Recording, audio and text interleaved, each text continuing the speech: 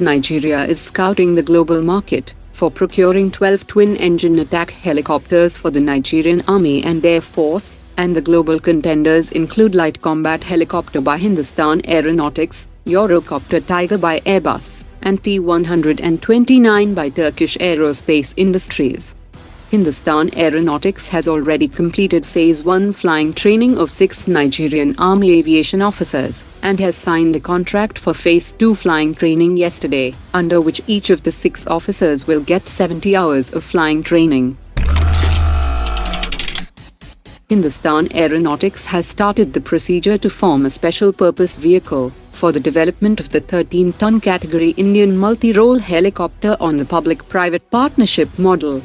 The design and development phase is expected to be around 8 years, and 6 number of prototypes have been planned, out of which 3 will be for Indian multi-role helicopter, and 3 for deck-based multi-role helicopter.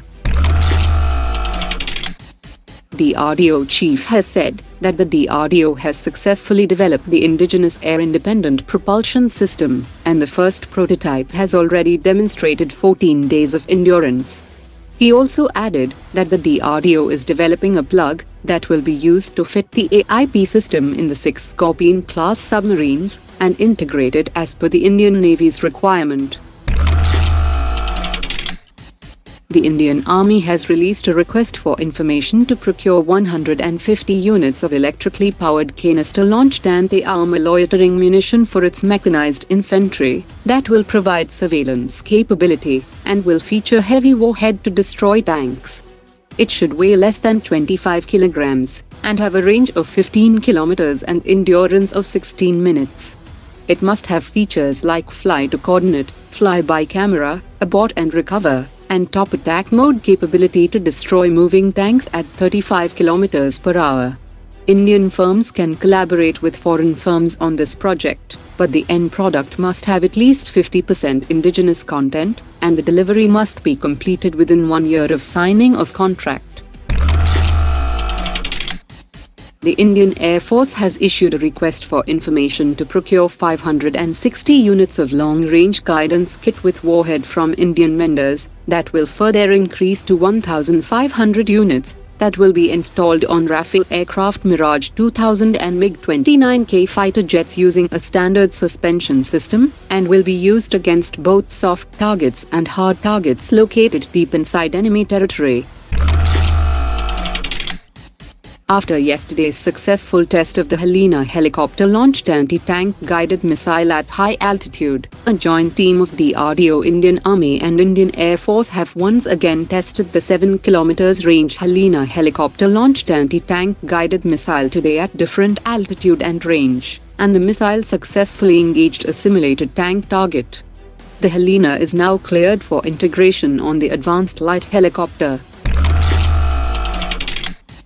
Boeing has announced 2 F-18 Super Hornet fighters will start flight trials by the Indian Navy on 21st May at the shore-based test facility at INS Hansa, as the Indian Navy plans to buy 26 carrier-borne fighter jets on a government-to-government basis. The F-18 Super Hornet can fit into both elevators of INS Vikrant with folded wings, and can carry 4 anti-ship missiles as compared to 1 anti-ship missile by the French Rafale M. A Chinook helicopter of the Indian Air Force has set a record for the longest non-stop helicopter sortie, by flying for 7.5 hours. The helicopter covered a distance of 1,910 kilometers in 7 hours 30 minutes, and it was made possible by the capabilities of the Chinook, along with operational planning and execution by the Air Force. A month after a Brahmos missile was accidentally fired from a base near Ambala, the Indian Air Force has changed its standard operating procedures. Fresh rules have been set for storing missiles launchers and the inspection process. A new set of alarms have been set to detect error, and alterations have been brought in for manual and electronic lock codes needed to set off the Brahmos missile. Indian Navy's P-8I aircraft has reached Darwin, Australia, to participate in coordinated anti-submarine and surface surveillance exercise, with the focus to enhance maritime domain awareness and interoperability among the two navies in the Indo-Pacific region.